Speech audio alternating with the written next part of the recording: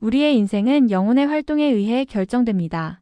그러나 영혼은 무의식적으로 작용해 우리가 잘 알지 못합니다. 소공자의 강의는 우리의 잠자는 영혼을 깨어있는 삶으로 이끌어줍니다.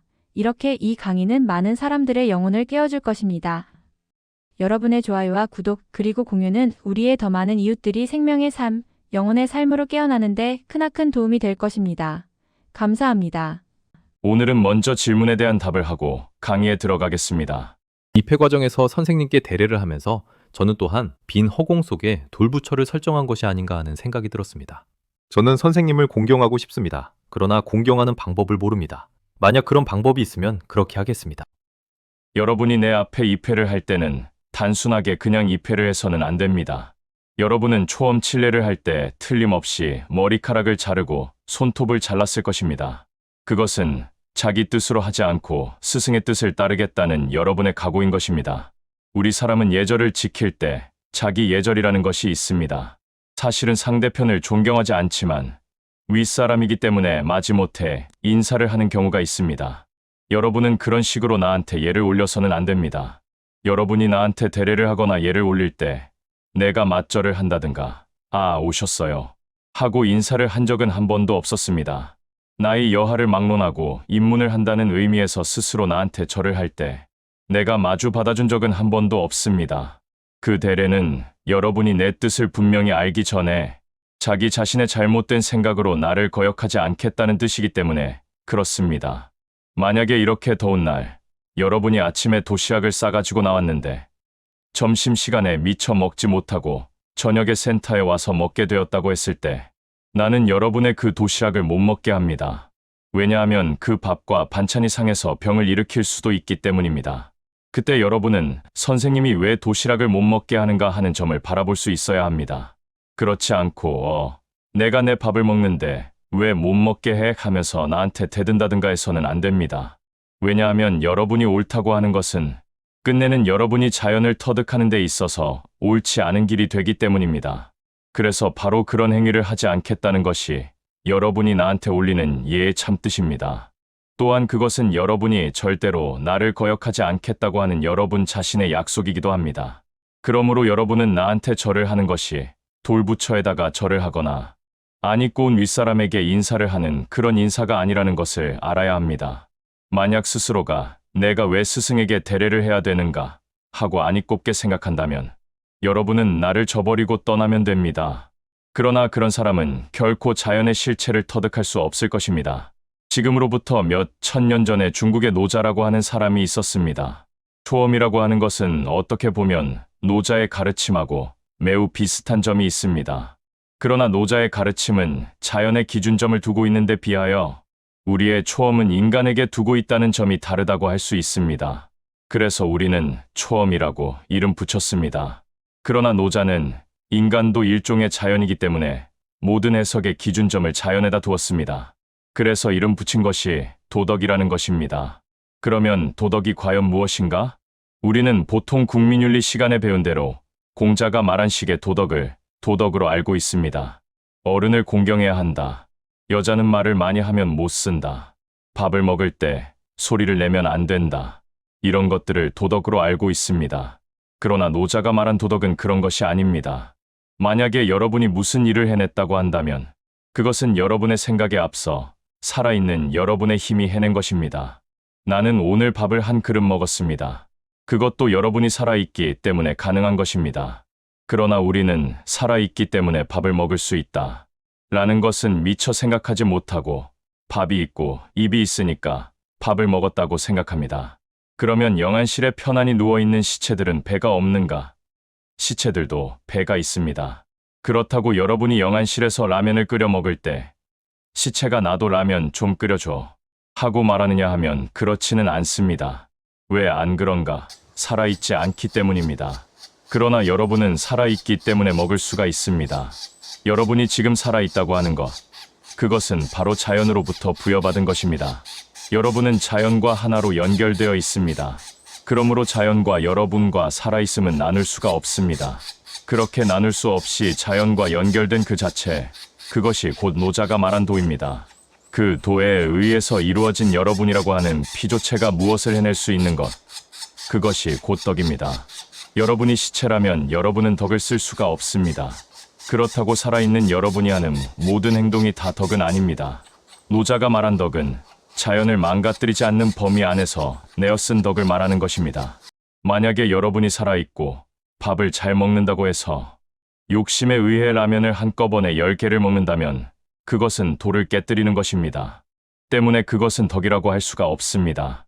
10개를 먹으면 여러분의 배는 부를지 모르겠지만 여러분의 배는 터질 것이고 여러분의 배가 망가지면 여러분은 결국 스스로의 생명을 저버리게 될 것입니다. 그런 것을 덕이라고 하지는 않습니다. 그런데 초험은 노자의 도와는 달리 인간이기 때문에 벌어질 수 있는 시행착오를 위주로 해서 이름을 붙였습니다. 먼저 인간적인 세계를 떠나서 도로 돌아가는 것, 그것을 우리는 소라고 부르고 있습니다. 그 다음에 그 소의 세계가 그대로 유지되고 있는 상태가 공입니다. 마지막으로 노자가 말한 덕과 마찬가지로 바로 소의 상태를 그대로 유지시키기 위해서 자기의 한계로부터 떠나서 있는 그 자체의 자연의 힘을 통해서 자연 그 자체의 일을 수행해 나간다는 것이 곧 자입니다. 우리는 여러 가지 사물을 볼 수 있습니다. 그렇게 볼 수 있다는 것은 눈이 있기 때문입니다.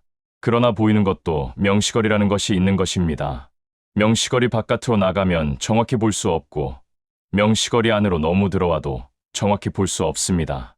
예를 들면 여러분이 책을 읽기 위해서 책을 너무 눈 가까이에 갖다 대면 글자가 보이지 않습니다. 또 저쪽 벽 끝에다 갖다 놔도 잘 보이지 않습니다. 책이 정확하게 명시거리 앞에 와 있을 때라야 비로소 분명히 볼 수가 있습니다.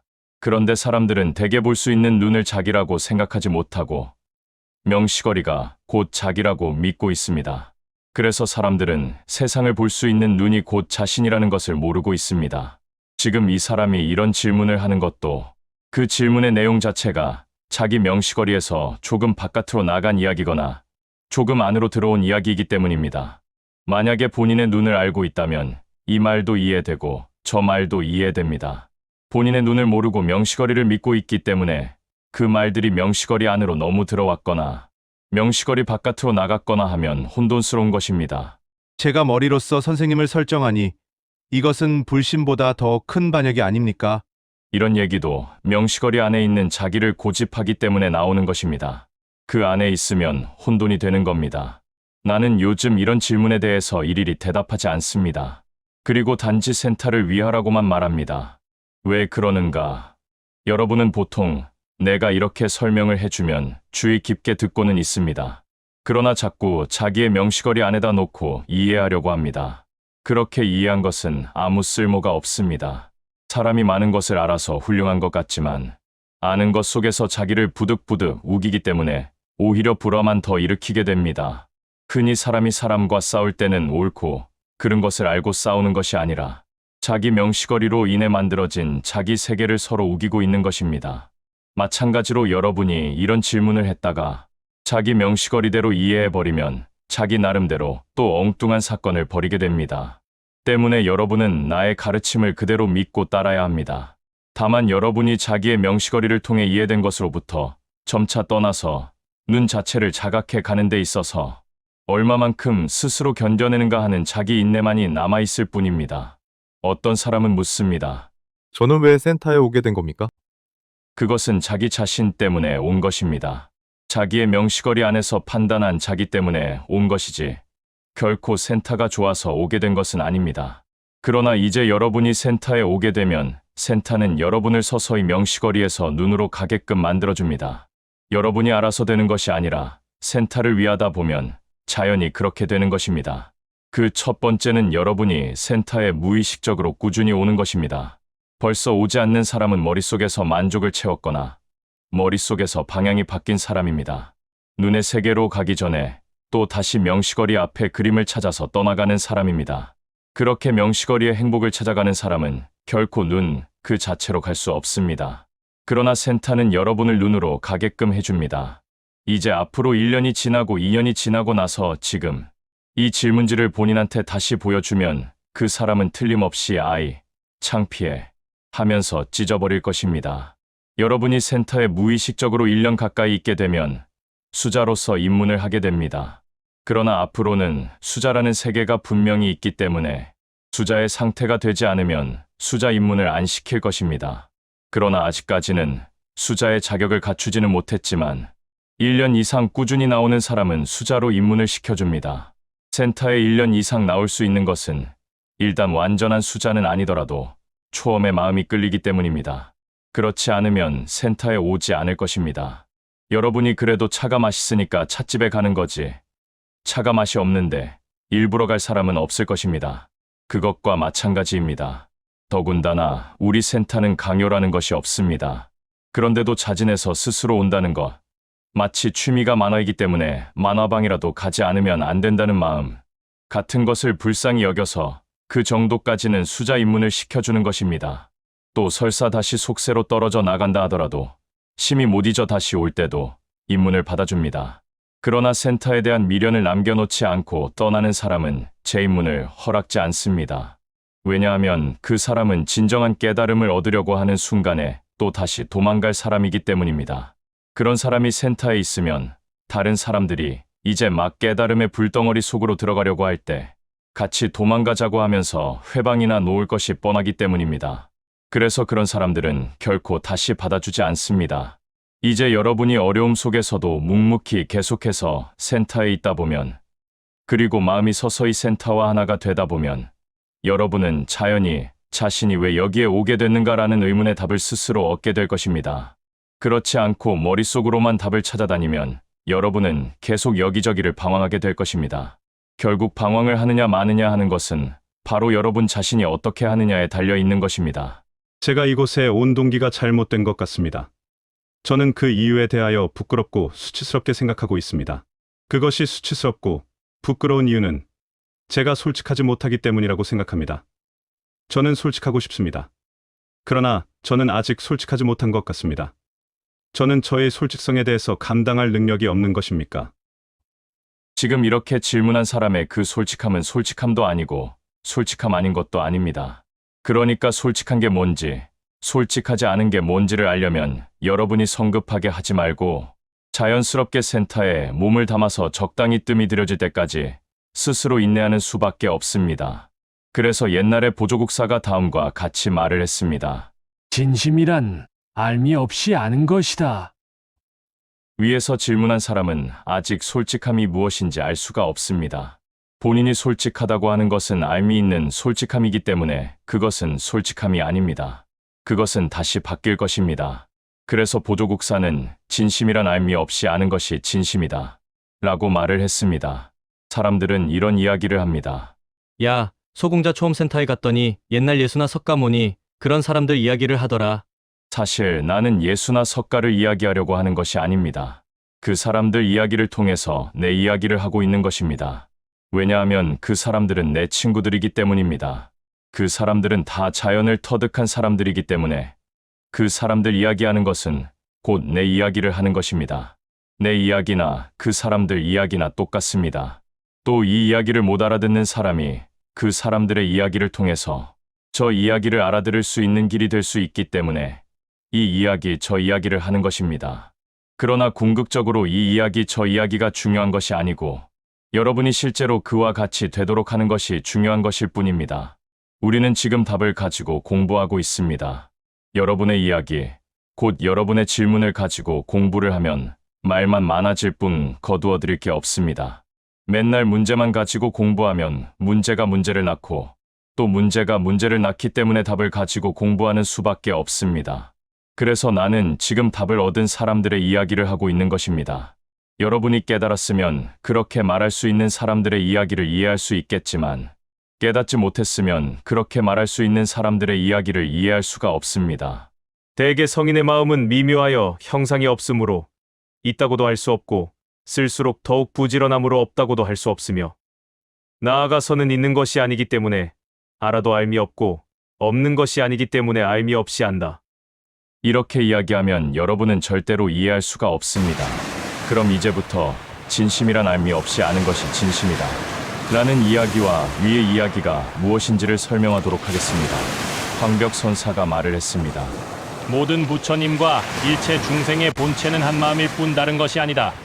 이 마음은 시작이 없는 옛적부터 나고 죽는 것이 아니고 부르거나 누른 것도 아니고 어떤 형상이 있는 것도 아니다.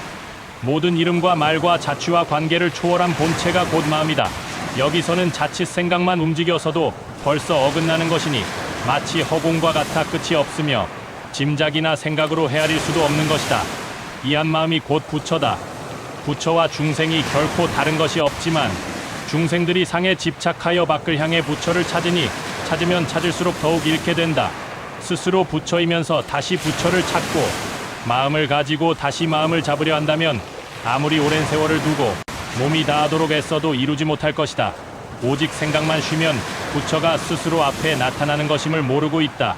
이 마음이 곧 부처이며 부처는 곧 중생이니 이 마음은 중생이 되었을 때도 줄지 않고 부처가 되었을 때도 늘지 않으며 육도만행과 항아의 모래만큼 모든 공덕이 이미 갖추어져 다시 더 닦거나 보탤 여지가 없는 것이다. 아까도 내가 노자의 도덕경을 통해서 같은 이야기를 했습니다. 여러분은 지금 자연으로부터 자연이 가지고 있는 자연의 생을 그대로 받아서 누구나 똑같이 가지고 있습니다. 그리고 그것으로 인하여 여러분은 손이라는 것도 사용하고 있습니다. 그런데 만약 여러분이 손을 위해서 손 위에다 무엇을 올려놓는다면 도리어 그 올려놓은 것이 여러분을 괴롭히게 될 것입니다. 이것이 곧 사람들이 가지고 있는 욕심입니다. 노자의 덕이라는 것도 자연에 있는 힘을 자기라는 것을 통해서 자연에 거슬리지 않게 쓰는 것입니다. 우리가 사는 가장 지혜로운 방법은 바로 그것입니다. 어떤 사람은 이렇게 생각합니다. 나도 빨리 돈 벌어서 부자가 돼야지. 물론 돈 벌면 부자가 됩니다. 그러나 부자라고 해서 그 사람이 반드시 잘 사는 사람은 아닙니다. 내가 아는 어떤 부자는 나보다 못 삽니다. 그는 나보다 재산은 많습니다. 그러나 나보다 잘 사는 점이 별로 없습니다. 그 사람은 돈을 몇백억 이상 가지고 있는데 돈에만 욕심이 많아서 돈만 모으는 사람입니다. 그 사람은 18,000원짜리 시계를 차고 있습니다. 양말도 나보다 더 좋은 양말이 아니고 구두도 나보다 더 좋은 구두도 아닙니다. 집은 나보다 더 큰 집을 가지고 있습니다. 그러나 그 집안에 가면 썰렁합니다. 또 차도 나와 비슷한 차를 가지고 있습니다. 그 사람은 차라도 좋은 것을 가지고 다니면 당장 세금이 많이 나올 것이기 때문에 무서워서 그 이상 좋은 차를 사지도 못합니다. 그리고 어떡하나 돈 없는 척하고 살고 있습니다. 그 사람의 통장에 얼마나 많은 돈이 있는지는 모르겠지만 그 사람은 결국 그렇게 살다가 끝내는 죽을 것입니다. 얼마나 불쌍한 인생입니까? 그 사람은 가난한 사람입니다. 사람들이 생각하는 방법이 그렇습니다. 돈을 많이 벌려고 하는 욕심으로 손에다 많은 것을 올려놓으려고 합니다. 그러나 결국 올려놓은 자기 재산이라고 하는 것이 자기를 고달프게 만듭니다. 모든 부처님과 일체 중생의 본체는 한 마음일 뿐 다른 것이 아니다. 돈을 벌어서 잘 살려고 하는 사람들 중에는 버느라고 허겁지겁하다가 제대로 벌지도 못할 사람이 대부분입니다. 그리고 앞에서 말한 그런 사람은 돈 벌려고 하는 자기 생각에는 충실했던 사람입니다. 그리고 그 충실했던 자기 생각에 만족하고 있는 사람입니다. 결국 그 사람은 돈을 누리는 사람이 아니고 돈을 벌어야 한다고 믿고 있는 자신의 생각을 충실하게 이루어낸 사람일 뿐입니다. 그리고 그 사람이 가지고 있는 돈은 그 사람의 부富를 말해주는 것이 아니고 단지 자신이 나는 돈을 벌지 않으면 안 된다 라고 믿고 살았던 단 한 가지의 자기 신조를 확인해주기 위한 증거물일 뿐인 것입니다. 그런 사람은 부자가 아닙니다. 나는 여러분이 진정한 부자이길 원합니다. 여러분은 생명력을 갖고 생명력을 통해서 덕을 씀으로써 얼마든지 부자가 될 수 있습니다. 만약 여러분이 집이 필요한 나를 위해서가 아니고 진정으로 반드시 집이 필요하다면 여러분은 집을 얻을 수가 있습니다. 여러분 자신의 인생이라는 것이 집을 위해서 쓰이기만 하면 됩니다. 옛날에 예수도 수없이 그런 이야기를 했습니다. 그래서 여러분이 진정으로 집이 필요해서 여러분의 생명력을 사용하게 되면 생명력은 틀림없이 여러분이 집을 얻을 수 있도록 세상에 있는 것을 다 끌어모아 도와줄 것입니다. 이것이 우리가 사는 삶의 방법입니다. 이것이 바로 가장 풍족하다고 하는 구족입니다. 구족되어 있는 생명력을 통해서 뜻한 바를 이루어낼 수 있는 것. 이것이 바로 우리가 사용해야 할 힘입니다.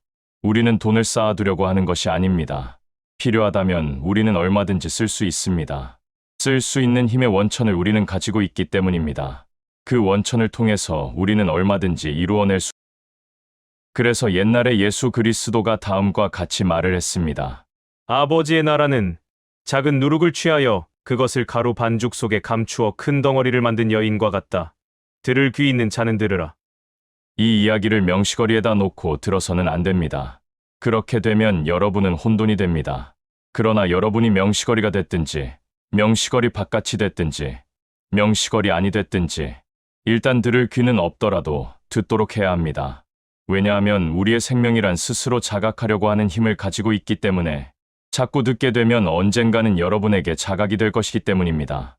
아버지의 나라는 작은 누룩을 취하여 그것을 가루 반죽 속에 감추어 큰 덩어리를 만든 여인과 같다. 들을 귀 있는 자는 들으라. 우리는 생명력이라는 것을 아주 보잘것없고 아무런 가치가 없는 것으로 생각하기 쉽습니다. 그거 뭐 이미 주어져 나온 거, 공짜 아니냐, 이렇게 생각할는지도 모릅니다. 그러나 여러분이 밥을 먹거나 공부를 하거나 일을 하거나 하는 것도 다 생명력에 의해서 가능한 것입니다. 바로 그것을 통해서 여러분은 움직여야 됩니다. 여러분이 생명력을 쓰기만 하면 여러분은 무엇이든지 다 해낼 수 있습니다. 이렇게 사는 것이 우리가 가장 행복하게 사는 방법입니다. 그래서 나는 여러분한테 하라라고 말을 하고 있습니다. 그러면 여러분은 무조건 해야 됩니다. 왜 해야 되느냐? 여러분은 누구나 바로 아까 말한 누룩을 가지고 있기 때문에 그렇습니다. 그 누룩을 통해서 한다고 하면 틀림없이 가루 반죽을 만들어낼 수 있기 때문입니다. 그렇게 가루 반죽을 만들어낼 수 있게 되면 여러분은 가만히 앉아서도 먼 데 있는 것을 끌어올 수 있습니다.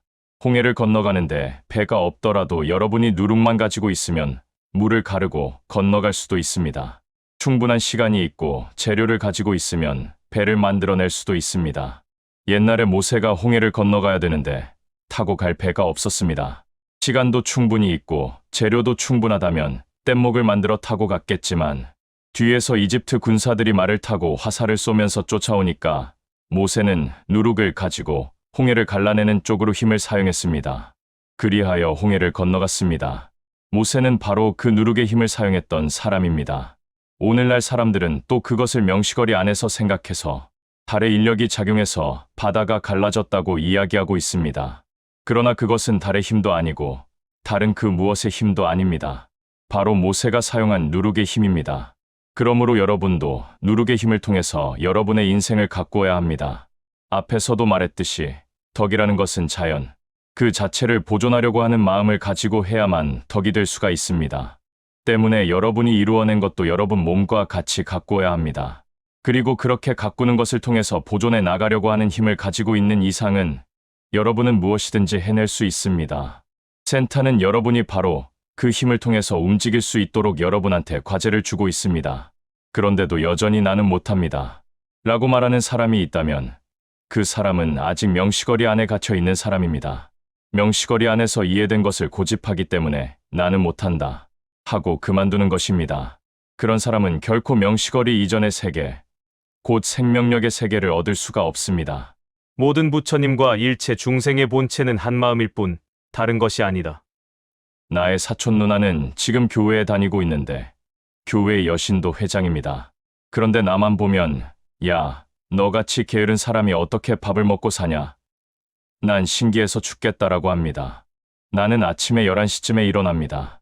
나의 누나는 7시에 일어납니다. 그래서 만날 때마다 나한테 일찍 자고 일찍 일어나라 라고 말하고 있습니다. 그런데 나의 누나는 밤 9시면 잡니다. 저녁 9시에 자서 아침 7시에 일어나면 10시간을 자는 겁니다. 그러나 나는 대체로 새벽 4시 50분쯤 잠을 자고 오전 11시쯤에 일어납니다. 오전에 자서 오전에 일어납니다. 얼마나 일찍 자고 일찍 일어납니까? 그런데도 나의 누나는 나한테 할 말이 없으면 맨날 일찍 자고 일찍 일어나라고 합니다. 또 나의 누나가 항상 하는 말이 있습니다. 너는 자격증도 없는데 뭘 가지고 먹고 사느냐? 우리 누나의 남편은 의사입니다. 의사면허증이 있습니다. 그 증을 따야 한다는 것이 그 집안 식구들의 지론입니다. 내가 갖고 있는 증은 운전면허증밖에 없습니다. 내가 운전면허증 가지고 먹고 사는 것은 아니니까. 그럼 나는 어떻게 먹고 사는가? 나는 바로 생명력을 가지고 먹고 삽니다. 사실 그들도 박사하기 때문에 먹고 사는 것이 아닙니다. 생명력을 가지고 박사학위를 만들어낸 것일 뿐입니다. 결국 그들을 먹여 살리는 것은 생명력입니다. 모든 부처님과 일체 중생의 본체는 한 마음일 뿐 다른 것이 아니다.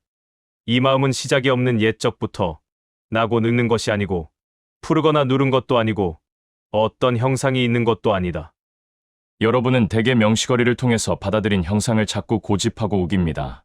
그러나 여러분한테 중요한 것은 바로 눈입니다. 여기에서 눈이라는 것은 본다라는 측면에서 말할 때의 이야기이고, 여러분이 살아있다라는 측면에서 말할 때는 바로 여러분의 생명을 말하는 것입니다. 여러분의 인생에 있어서 가장 중요한 것은 바로 생명을 터득하는 것입니다. 생명 바깥이 이렇게 살아야 되느냐, 저렇게 살아야 되느냐 하는 문제는 생명을 알고 있는 사람에게는 아무런 상관이 없습니다. 깨달음의 세계가 오르가즘의 상태와 비슷하다고 말하기도 하지만, 진정한 오르가즘이라고 하는 것은 곧 생명력을 터득하는 것을 말합니다. 때문에 여러분이 성을 초월한 생명을 얻겠다고 거세 같은 것을 해서는 안 됩니다. 그런다고 해서 생명이 얻어지는 것은 아닙니다. 그것은 단지 생명이 쓰이는 통로를 하나 막아버리는 것밖에는 되지 않습니다. 모든 이름과 말과 자취와 관계를 초월한 본체가 곧 마음이다. 이렇게 말했지 않습니까? 저렇게 말했지 않습니까? 라고 하는 생각. 이런 모든 것을 초월한 본체가 곧 마음입니다. 또 여러분이 나와 가장 가깝게 될 수 있는 길은 여러분이 얼른 눈으로 돌아가는 것, 즉 생명 그 자체로 돌아가는 것입니다. 그때 여러분과 나는 진정한 친구가 될 수 있고 한 마음 한 뜻이 될 수 있는 것입니다. 여기서는 자칫 생각만 움직여도 벌써 어긋나는 것이니 마치 허공과 같아 끝이 없으며 집착이나 생각으로 헤아릴 수도 없는 것이다. 이 한 마음이 곧 부처다. 부처와 중생이 결코 다른 것이 없지만 중생들이 상에 집착하여 밖을 향해 부처를 찾으니 찾으면 찾을수록 더욱 잃게 된다. 여러분이 센터에 온 것은 일단 여러분의 상이 이쪽으로 가려고 하는 것을 가지고 있었기 때문입니다. 나는 왜 센터에 왔습니까? 그것은 바로 여러분이 중생의 상을 가지고 있는데 그 상으로는 더 이상 만족을 구할 수 없고 또 본체로 가려고 하는 것을 조금이나마 가지고 있기 때문입니다. 그러니까 여러분은 여기에서 본체로 가도록 해야 합니다. 또 다시 집착하여 밖을 향해 부처를 찾아서 이것이 아닌가 보다. 저것이 아닌가 보다. 하고 여기저기 다니게 되면 여러분은 더욱더 길을 잃게 될 것입니다. 스스로 부처이면서 다시 부처를 찾고 마음을 가지고 다시 마음을 잡으려 한다면 아무리 오랜 세월을 두고 몸이 다하도록 애써도 이루지 못할 것이다. 오직 생각만 쉬면 부처가 스스로 앞에 나타나는 것임을 모르고 있다. 여러분이 나한테 대례를 하는 것은 오직 자신의 생각, 즉 자기 명시거리를 양보함으로써 스승, 즉 진실을 따르겠다는 자기 각오입니다. 그렇게 계속해서 반복하다 보면 언젠가 부처가 스스로 앞에 나타나는 것을 자각할 수가 있습니다.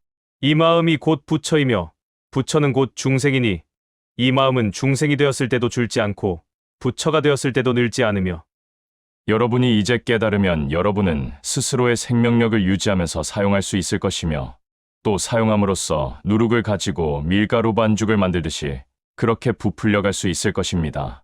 그렇지 않고 여러분이 밖을 향해 움직이다 보면 누룩을 가지고 반죽을 큰 덩어리의 빵으로 만들어내는 능력을 구사할 수가 없습니다. 육도만행과 항아의 모래만큼 모든 공덕이 이미 갖추어져 다시 더 닦거나 보탤 여지가 없는 것이다. 그래서 옛날에 예수 그리스도가 말했습니다. 하늘들과 땅이 너희들 눈앞에 두루마리처럼 말려 사라질 것이다. 살아계시는 분으로부터 자기 생명을 끌어오는 자는 죽음을 보지 않을 것이다. 예수가 이렇게 말하기 때문이다. 자신을 발견하는 자에 관하여 세상은 그에게 합당하지 않다. 여러분이 죽으면 여러분한테는 이 세상은 없는 것입니다. 아무리 이 세상이 존재한다 하더라도 여러분이 눈을 감으면 세상은 존재하지 않는 것입니다. 여러분이 이 생에서 깨닫지 않고 죽어버리면 계속해서 윤회할 수밖에 없습니다. 그래서 내가 예수 이야기도 하고 육조 이야기도 하고 달마 이야기도 하는 것입니다.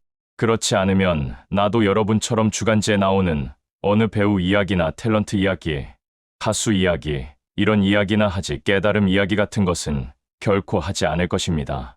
그래서 여러분이 이 생에서 빨리 깨닫지 않고 죽어버리게 되면 틀림없이 존재하는 이 세상이 눈을 감으면 사라져 버리듯이 그렇게 없어져 버리게 됩니다. 그래서 옛날에 예수 그리스도도 여러분이 빨리 깨달을 수 있도록 이야기를 했습니다. 하늘들과 땅이 너희들 앞에 두루마리처럼 말려 사라질 것이다. 너희가 바로 이 생에서 깨닫지 아니하고 자꾸 주저하다가 죽어버리면 깨달음을 자각할 수 있는 세상마저도 너희들한테는 두루마리가 말려 없어지듯이 사라질 것이다. 살아계시는 분으로부터 자기 생명을 끌어오는 자는 죽음을 보지 않을 것이다. 자연으로부터 똑같이 부여받은 생명력을 끌어쓰는 능력을 스스로 갖추지 못한 자는 이 세상이 두루마리처럼 말려 없어질 때 바로 그 자신의 힘도 말려 없어질 것이다. 그러나 생명력을 끌어쓰는 능력을 갖춘 자, 즉 깨달은 자는 결코 죽음을 보지 않을 것이다. 자신을 발견하는 자에 관하여 세상은 그에게 합당하지 않다. 이제 그렇게 생명력을 터득한 사람은 생명력의 세계를 위해서 거세를 해도 좋고 안 해도 좋고 남의 것을 하나 더 달아도 좋다. 지금 이 이야기는 결혼하는 것이 좋습니까? 안 하는 것이 좋습니까? 이런 이야기와 같은 것입니다. 여러분이 결혼하든지 안 하든지 그런 것을 이야기하는 것이 아닙니다. 우리 센터에도 보면 센터 수자끼리 결혼해서 다니는 경우도 있고 센터 수자 아닌 사람이 수자인 사람과 결혼해서 그저 눈치 보면서 다니는 경우 등 여러 가지가 다 있습니다. 남들이 하니까 나도 해야만 되는 것이 아닐까? 이런 자기 문제로 고민하는 것이 중요한 것이 아니라 진짜 중요한 사실은 여러분이 깨닫느냐 마느냐 하는 점입니다. 대한민국은 일부일처제이기 때문에 한 사람의 부인을 데리고 살아야 됩니다. 여러 부인을 데리고 살아도 나머지 부인은 인정을 안 합니다. 그러나 나는 그렇지 않습니다. 여러분이 깨닫고 나서 선생님, 나는 대한민국에서 안 되면 사우디아라비아나 이란에 가서 여자 4명을 데리고 살겠습니다라고 말한다면 나는 반대하지 않습니다. 4명을 데리고 살든지 4,000명을 데리고 살든지 4억 명을 데리고 살든지 나는 그런데 관계하지 않습니다. 선생님, 제가 결혼을 해야 됩니까? 안 해야 됩니까? 이런 걸 나한테 물으면 나는 너 깨달을래 안 깨달을래라고만 묻습니다. 중요한 것은 그것뿐인 것입니다. 이래야 됩니까? 저래야 됩니까? 선생님, 아이스크림을 먹어야 됩니까? 안 먹어야 됩니까? 담배를 피워야 됩니까? 말아야 됩니까? 이런 것은 나한테 물을 필요가 없습니다. 가장 중요한 것은 여러분 자신이 스스로를 발견하는 것입니다. 그것만 발견하면 여러분은 이제 세상 일에 말려 들어가지 않을 것이며 결혼을 했다고 해도 상대편에게 말려 들어가지 않을 것입니다. 또 그런 일에 자기 자신이 이래야 될까 저래야 될까 하고 혼동을 일으키지도 않을 뿐더러 이제 이 세상은 그에게 합당하지 않습니다. 또 세상이 존재하든 없어지든 여러분은 존재 이전을 자각했기 때문에 모든 세상을 전부 다 누릴 수 있으며 이해할 수 있게 됩니다. 옛날에 중국에 수로라는 선사가 있었습니다. 수로 선사가 깨닫기 전에 마조 스님에게 나아가서 물었습니다. 어떤 것이 서쪽에서 오신 분명한 뜻입니까? 여기에서 서쪽은 인도를 말합니다. 즉 부처님이 깨달았다는 그 깨달음이 도대체 무엇입니까? 하고서 공손히 절을 하며 물으니까 마조가 발을 번쩍 들어서 냅다 차버렸습니다. 그러니까 수로가 손뼉을 치면서 크게 웃었습니다. 그 순간에 크게 깨우쳤다는 이야기입니다. 그리고 다음과 같이 말한 뒤 예를 올리고 물러갔습니다. 매우 귀하고 귀하여라. 한량없는 묘한 이치의 근원을 다만 하나의 털끝을 향해 문득 깨달았구나. 결국 깨달음이라고 하는 것은 자연으로부터 부여받은 자기의 생명력을 자기가 깨치는 것입니다. 본래 스스로 갖추어져 있는 것을 자기가 발견하는 것입니다. 때문에 공덕이라는 것은 밖에서 오는 것이 아니고 본래 스스로 갖추어져 있는 것을 자각하는 것입니다. 그리고 스승은 그렇게 자각할 수 있도록 도와줍니다. 마조가 발로 차지 않았으면 수로는 못 깨달았습니다. 그러면 마조가 무엇을 발로 찼는가? 우리가 볼 때는 마조가 수로의 몸뚱이를 발로 찬 것 같지만 사실은 수로의 생각을 차버렸던 겁니다. 서쪽에서 오신 뜻이 어쩌고저쩌고 하는 그렇게 일어나고 있는 생각, 그것을 차버린 것입니다. 여러분에게 생각이 일어나는 것은 마음이 있기 때문입니다. 아, 보고 싶은 영순이. 나는 담배 연기만 봐도 영순이 얼굴이 떠오른다. 이런 생각도 다 마음이 있기 때문에 일어나는 것입니다. 마음이 없으면 영순이는 절대로 안 나타납니다. 여러분이 꿈을 꿀 수 있는 것도 마음이라는 에너지가 있기 때문입니다. 마음이 없으면 절대로 꿈이 일어나지 않습니다. 시체가 점쟁이한테 꿈 해몽해달라고 가는 것 봤습니까? 또 시체가 자기네들끼리 꿈꾼 것을 가지고 이야기하는 것 봤습니까? 그런 것은 결코 본 적이 없을 것입니다. 꿈이 존재하는 것은 여러분의 마음이 있기 때문입니다. 이제 수로가 자기 명시거리의 세계 안에서 더 이상 바꿔봤자 그게 그거다. 라는 것을 거의 알 때쯤 되었을 때 마조 선사가 수로의 그 일어나는 생각을 뻥 걷어차 버렸습니다. 순간 수로가 마침내 자신의 생각이 일어날 수 있는 근본 본성의 마음자리를 스스로 깨우쳤던 것입니다. 여러분은 지금 내 가까이에 있기를 원합니다. 하지만 내 가까이에 있으면 여러분은 계속해서 자기의 명시거리 안에서 그림 바꿔치기만 하게 됩니다. 그러나 이제 거의 지칠 때쯤 되면 내가 여러분한테 가깝게 하려고 하지 않아도 저절로 가까워질 것입니다. 지금 여러분한테 가까이 하면 여러분 스스로가 자신을 자꾸 괴롭히는 결과를 초래하게 될 것입니다. 왜 이랬는지, 왜 저랬는지, 모든 게 다 의문스럽고 모든 게 다 무슨 특별한 의미를 부여한 것 같아서 매우 헷갈릴 것입니다. 내가 화장실에 가는 걸 보고는 선생님도 화장실 다녀요? 이런 질문하는 사람. 선생님, 저는 맨 처음 입문을 할 때 선생님께서 라면 드시는 것을 보고 깜짝 놀랐습니다. 이런 말 같지 않은 말. 그러면 나는 그 사람들을 위해서 라면도 먹지 말아야 되고 밤낮 이슬이나 먹어야 됩니까? 내가 무슨 메뚜기입니까? 내가 왜 이슬을 먹어야 됩니까? 나도 사람의 몸뚱어리로 태어났는데 자기가 먹는 거나 내가 먹는 거나 같은 것이지. 벌써 그렇게 생각하는 것이 다 자기 명시거리가 있기 때문에 일어나는 현상입니다. 그 사람들은 옛날에 예수가 화장실 갔다고 한다거나 또 예수가 신경질을 냈다고 말하면 전부 다 거짓말이라고 할 사람들입니다. 그래서 수로 스님은 마조 스님에게 나아가 절을 하고 어떤 것이 서쪽의 분명한 뜻입니까? 하고 물었을 때 마조 스님이 그 일어나고 있는 생각을 발로 뻥 하고 차는 순간 아차, 요것 때문에 일어난 것이오구나. 거울이 있기 때문에 거울 안에 그림이 비친 것이오구나 하는 것을 깨닫고 거울의 본체를 얻은 것입니다. 여러분한테도 그것이 가장 중요한 일입니다. 우리는 누구나 구족되어 있습니다. 그러나 우리가 움켜쥡으로써 얻는 그런 행복은 없는 것입니다. 앞에서도 이야기했지만 몇백억을 가지고 있다는 생각에 만족하며 사는 그 부자는 그 돈을 쓰지도 못할 사람입니다. 그 사람은 아주 불쌍한 사람입니다. 우리는 있는 것을 가지고 쓰도록 하고 있습니다. 또 자연을 위해서, 돌을 위해서 우리는 얼마든지 써도 옛날에 예수 그리스도의 제자들이 그에게 말했다. 언제 그 나라가 오겠습니까? 예수가 대답했다. 그것이 기대되는 때에는 오지 않을 것이다. 그들이 보라, 여기 있다 보라, 저기 있다고 말하지 않을 것이다. 그러나 아버지의 나라는 땅 위에 멀리 퍼지고 있고 사람들은 그것을 알지 못한다. 그 널리 퍼져 있는 것 중에 하나가 여러분 자신입니다. 언제 그 나라가 오겠습니까? 하고 예수의 제자들이 말했을 때 기대되는 때에는 오지 않을 것이다라고 예수가 말했습니다. 여러분이 진리가 어떤 것입니까? 하고 물을 때 그 마음으로는 진리를 얻을 수가 없는 것입니다. 벌써 일어난 마음이기 때문입니다. 불가식으로 이야기하면 그림 지어진 상이 있기 때문에 그 상 안에 거울이 들어갈 수가 없는 것입니다. 상과 거울, 즉 중생과 붓다는 같은 것이지만 그렇다고 상 안에 거울이 들어갈 수는 없는 것입니다. 거울이 있기 때문에 상이 있는 것입니다. 그래서 여러분이 저는 언제 깨달을 수 있겠습니까? 하고 성급하게 구는 마음, 그 마음 안에서는 결코 알 수가 없는 것입니다.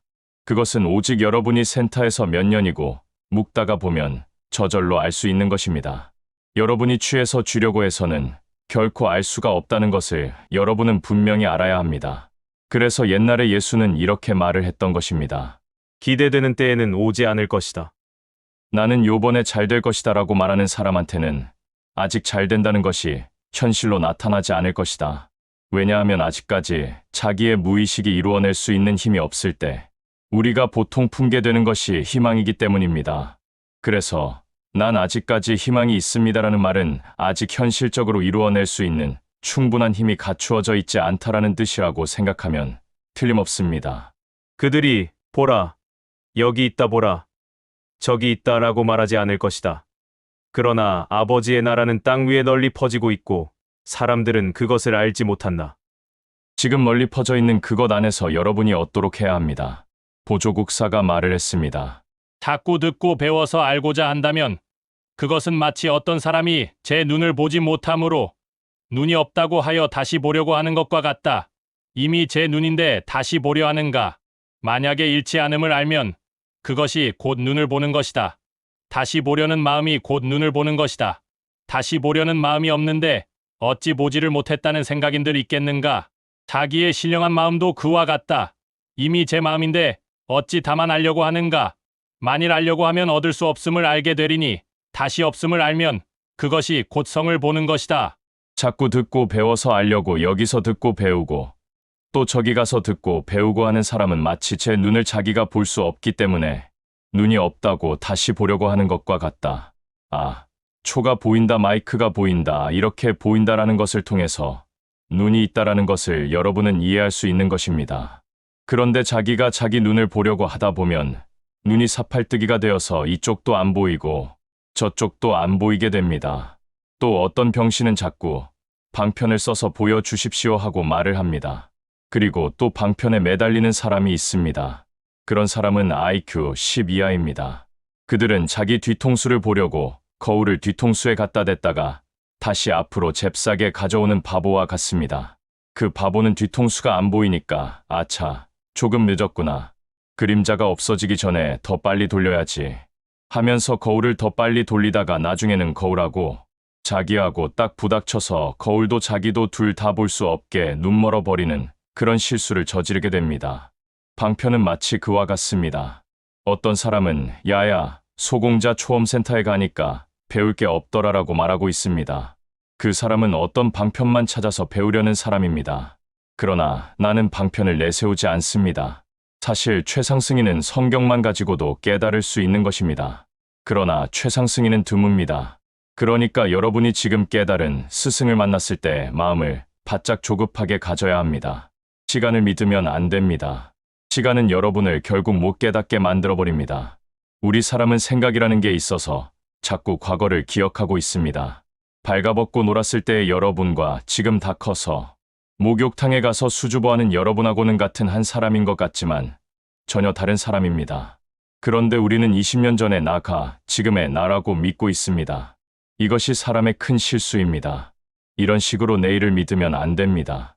원래 시간은 없는 것입니다. 그런데도 여러분이 과거를 기억하기 때문에 시간이 있다고 착각해서 내일을 믿고 오늘 못한다면 결국 결과는 내일도 못한다로 끝나는 겁니다. 이것이 진정한 메커니즘입니다. 내일이 있다고 믿지 마십시오. 나의 누나는 열심히 예배당에 갑니다. 성실하게 살기 위해서 예배당에 갑니다. 왜 그렇게 열심히 예배당에 가느냐고 물으면 성실하게 살다가 나중에 죽어서 하느님 품 안에 가려고 그런다고 말합니다. 그러나 나의 누나는 죽어서 틀림없이 하늘나라에 못 갈 것입니다. 왜냐하면 죽어서도 또 예배당에 찾아갈 것이기 때문입니다. 그러나 나는 오늘을 성실하게 삽니다. 나는 성실하게 살다가 죽어서 좋은 데 가려고 하는 사람이 아니고 오늘을 성실하게 살려고 합니다. 오늘 당장 해야 할 일이 있으면 나는 모든 어려움을 무릅쓰고 오늘 하려고 하는 사람이고 또 그렇게 합니다. 하다가 못하면 내일 하는 것이 아니고 하다 보니까 내일이 되는 수가 있습니다. 나는 나중에 죽어서도 틀림없이 성실하게 살 것입니다.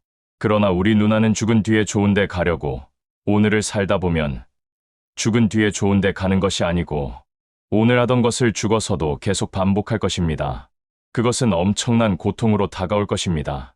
이 말은 여러분도 주의 깊게 들어야 합니다. 오늘 자신의 생명력을 통해서 자신을 쓸 줄 아는 사람이 내일은 붓다로서 사는 것입니다. 오늘 하던 것을 미루고 내일 하는 사람은 내일 되는 것이 아니고 내일 또 다시 미루는 자기로 남아있어서 비틀즈의 예스터데이나 듣고 앉아서 내일만 기약하다가 끝내고 맙니다. 기약이라고 하는 것만 날려버리고 결국 하지 못하는 그런 사람이 되어버립니다. 자꾸 듣고 배워서 알고자 한다면 마치 어떤 사람이 제 눈을 보지 못함으로 눈이 없다고 해서 다시 보려고 하는 것과 같다. 여러분은 일단 자기 자신의 눈이 있다는 것을, 다시 말하면 자기 자신에게 생명력이 있다는 것을 스스로 분명하게 자각해야 됩니다. 그 다음에 이제 어떻게 생명력과 하나가 되는가 하는 것이 여러분한테 문제일 뿐인 것입니다. 이미 제 눈인데 다시 보려고 하는가? 이렇게 자꾸 보려고 하는 것은 스스로 자신의 몸을 쓰지 않고 자꾸 머리로만 하려고 하기 때문입니다. 가능한 한 초험 칠레는 빠지지 말고 꼭 참석하라고 말하면 왜 꼭 참석해야 합니까? 라고 묻는 사람이 있습니다. 왜라는 것은 없습니다. 초험 칠레에 밤낮 참석해봐야 그 소리가 그 소리라고 말하는 것은 여러분의 두뇌입니다. 여러분이 초험 칠레를 꾸준히 참석하다 보면 어느 초험 칠레 날에 수로가 마조의 발길질에 채였을 때처럼 여러분의 자성이 덜커덕 자각되는 날이 올 것입니다. 또 우리는 말하고 있습니다. 우리의 할 일은 자연이 부여해준, 바꿔 말해서 우리에게 갖추어진 생명력을 다른 사람들한테 일러주는 것 이외에는 아무것도 아니다. 그래서 우리는 뭘 믿어라, 누굴 믿어라 이런 말은 절대로 하지 않습니다. 모든 사람들은 결국 전부 다 구족된 자연이라고 할 수 있습니다. 강도가 사람을 찔렀다면 그것은 인간적인 차원에서 나쁜 짓입니다. 그러나 그 사람이 칼을 가지고 휘두르는 행위를 했다. 라는 것은 살아있기 때문에 할 수 있는 일이므로 그것도 결국은 자연입니다. 그런데 그 사람이 도를 위해서 하지 않고 자기 욕심을 위해서 했기 때문에 도에 어긋난 것입니다. 때문에 그 사람은 도 속에 깃들어 있는 행복, 환희, 충만 같은 것을 얻을 수 없는 것입니다. 그러나 그런 일이 벌어질 수 있는 것, 그것은 바로 자연입니다. 그래서 우리는 그런 것을 수용합니다. 수용한다고 해서 그것을 장려한다는 뜻은 결코 아닙니다. 만일 잃지 않았음을 알면 눈이 있다는 것을 여러분이 알고 있다면 곧 눈을 볼 수 있는 것입니다. 또 다시 보려는 마음, 또 다시 명시거리로 가려고 하는 마음이 눈이 있다. 라는 것을 자각하기만 하면 되는 것입니다. 그러나 그게 말로는 쉽지만 상당히 어려운 점입니다. 그 어려운 점을 해결해 주는 곳이 곧 이 센터입니다. 그러니까 이 센터가 가고자 하는 감에 여러분이 쓰이기만 하면 여러분은 자연히 그것을 얻을 수가 있습니다. 자기의 신령한 마음도 그와 같다. 이미 제 마음인데 어찌 다만 알려고 하는가? 만일 알려고 하면 얻을 수 없음을 알게 되리니 다시 알 수 없음을 알면 그것이 곧 성을 보는 것이다. 여러분이 자꾸 바깥으로 들어서 알고 머릿속으로 알려고 하면 얻을 수 없음을 끝내 알게 되니 다시 알 수 없음을 알게 되는 날이 오면 그때 여러분은 자신의 본성을 볼 수 있을 것이다. 그래서 옛날에 예수 그리스도가 다음과 같이 말을 했습니다. 아버지의 나라는 어떤 고관을 죽이려고 원하는 한 사람과 같다. 그 자신의 집에서 그는 그의 칼을 뽑아서 그의 손이 튼튼한가를 확인하기 위하여 그것을 벽에 찌른다. 그러고 나서 그는 그의 희생자를 죽인다. 목사님들은 이런 예수의 이야기를 절대로 해석할 수가 없습니다. 왜냐하면 목사님들은 예수가 되지 않았기 때문입니다. 그래서 예수와 같은 말은 절대로 할 수가 없습니다. 예수가 한 말 뜻을 절대로 이해할 수가 없습니다. 나는 지금까지 예수 그리스도의 말을 제대로 설명해 놓은 책을 본 적이 없습니다. 그러니까 여러분은 내 말을 잘 듣고 예수를 바로 이해하도록 해야 됩니다. 그리고 이해한 것으로 끝내서는 절대로 안 되겠습니다. 나는 여러분한테 이야기합니다. 초엄 칠례는 부득이한 경우가 아닐 때는 반드시 참석하라. 그런데 이렇게 말하는 사람이 있습니다. 선생님, 저는 오늘 비가 와서 가지 못했습니다. 그건 부득이가 아닙니다. 그러나 어떠한 경우에도 꾸준히 올 수 있는 자, 결국 그런 자만이 언젠가 가서는 내가 왜 그런 말을 해야 했는가를 알 수 있습니다. 그래서 나는 여러분이 윤회하는 것을 막아주기 위해서 부득이 초엄 칠례는 꼭 참석하라 라고 말하고 있습니다. 그런데 선생님, 글쎄 무협지를 보다가 갈 시간을 깜빡했지 뭡니까? 이런 식으로 핑계를 댄다면 여러분은 결코 깨달을 수가 없는 것입니다. 그래서 옛날에 예수 그리스도가 말했습니다. 그는 그 자신의 집에서 그의 칼을 뽑아서 그의 손이 튼튼한가를 확인하기 위하여 그것을 벽에 찌르나. 자기의 시련을 스스로 견디어 나갈 수 있는 사람, 모든 머리에 핑계를 스스로 무찌를 수 있는 사람, 그런 사람은 이제 외부로부터 오는 그 어떤 어려움이나 혼돈도 정벌할 수 있습니다. 야야, 초엄센터 가지마. 너 거기가 사이비야, 사이비. 가면 큰일 나 하는 따위의 말에 더 이상 치우침을 받지 아니하고 그의 희생자를 죽인다. 그럴 때 여러분은 거기에 말려들지 않고 자기의 자성을 찬란히 꽃 피어나게끔 하는 능력을 얻을 수가 있다는 이야기입니다. 이제 여러분은 본성이 어떤 것이며 또 우리가 사는 길이 어떤 것인가 하는 점을 다시 이해하게 되었을는지도 모릅니다. 나는 지금 여건이 어째서 저째서 못합니다라고 하면 그것은 여러분의 카르마입니다. 여러분의 카르마에 의해서 생겨난 자기상입니다. 그 상에 여러분이 치우치다 보면 여러분은 결국 그 상을 제도해낼 수 있는 능력이 없어지게 됩니다. 우리 여자 수자 한 사람이 자기가 좋아서 센터에 있다 보니까 집에 좀 늦게 들어갔습니다.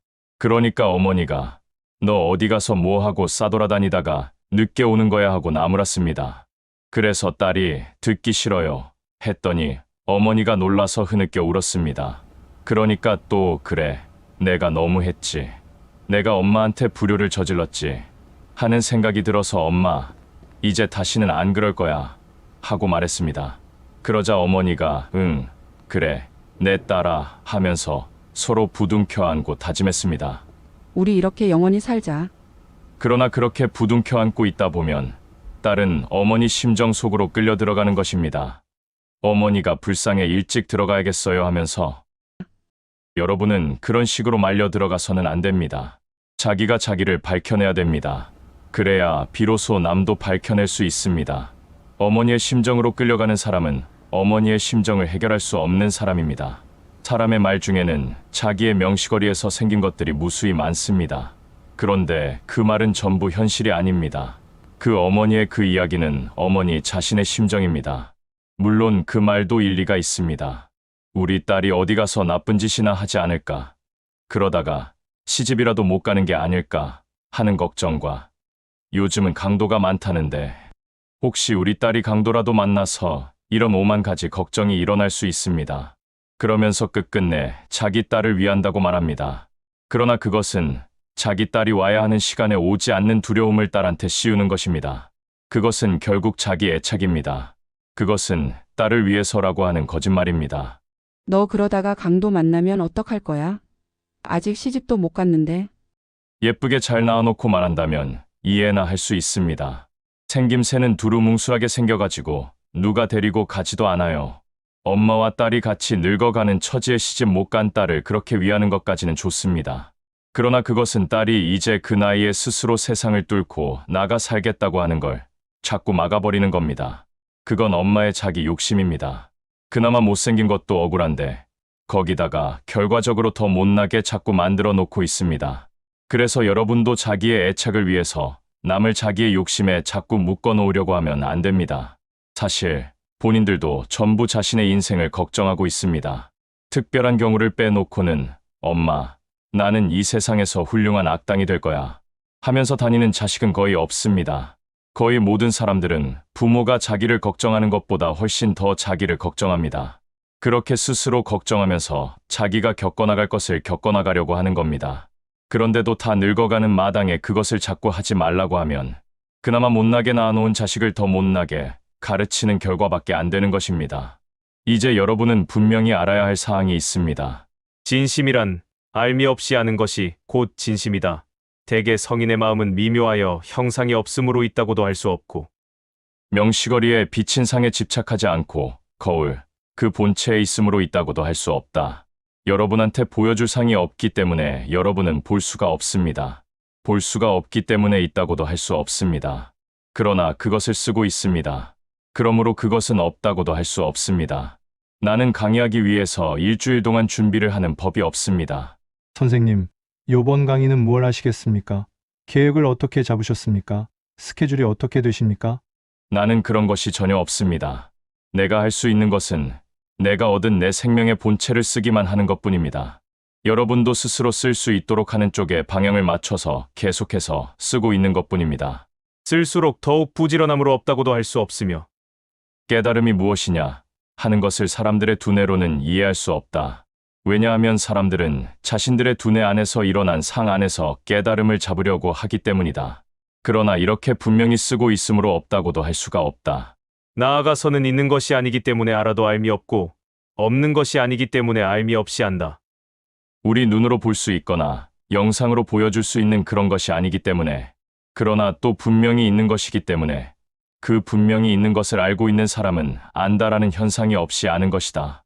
그래서 선생님, 나는 솔직해지고 싶습니다라고 말하는 그것은 아직까지 상에 머물러 있는 것이기 때문에 그 안에서 솔직해져 봐야 그건 전부 다 가짜입니다.